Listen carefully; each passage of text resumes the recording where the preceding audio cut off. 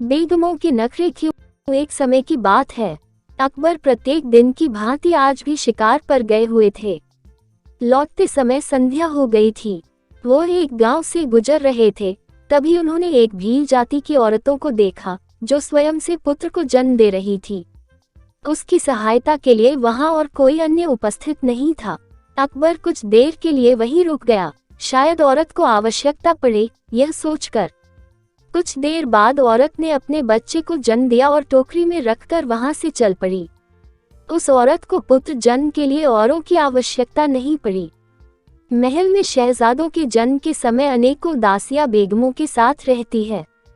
बेगमें इतना रोती चिल्लाती है जिससे पूरा महल अशांत हो जाता है। आखिर यह भील जाति वाली भी एक महिला है और महल में रहने वाली बेगमें भी महिला है, तो फिर बेगमों का ऐसा नखरा क्यों। राजा ने सोचा बेगमें जानबूझकर यह सब करती हैं ताकि हम उनकी पीड़ा से परेशान हो। रास्ते भर सोचते सोचते अकबर महल में आ गए। उन्होंने आज किसी से बात नहीं की। बेगमों ने अकबर के इस व्यवहार पर चिंता जाहिर की। उन्हें यह समझ नहीं आ रहा था कि वह हमारे किस गलती की सजा दे रहे हैं। धीरे धीरे अकबर ने अपनी बेगमों से बातचीत भी बंद कर दी। बेगमें यह जानती थी इस समस्या का हल केवल बीरबल ही कर सकता है। वह तत्काल बीरबल की शरण में उपस्थित हुई। बीरबल ने बेगमों को आश्वासन दिया, आप कुछ दिन अपने बाग के रखवालों को बाग की सिंचाई करने से मना कर दे। ऐसा ही हुआ। बेगम ने बाग की सिंचाई करने वाले कर्मचारियों को छुट्टी कर दी। बाग में कुछ दिनों तक पानी नहीं मिला। हालत यह हुआ, बाग सूखने की कगार पर आ गया।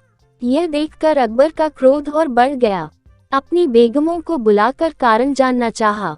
बेगम ने कहा, मेरे ही कहने पर कर्मचारियों ने बाग में पानी नहीं डाला, जिसके कारण यह स्थिति उत्पन्न हुई।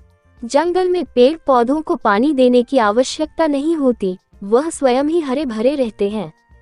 फिर हमारे बाग में पानी देने और ढेरों कर्मचारियों के रहने से क्या लाभ।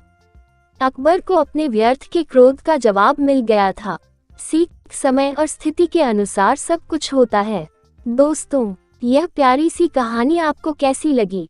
अच्छी लगी तो लाइक करें, शेयर करें, कमेंट करें और मेरे गुरुजी वॉइस चैनल को सब्सक्राइब किए बिना ना जाए। आपका बहुत बहुत धन्यवाद।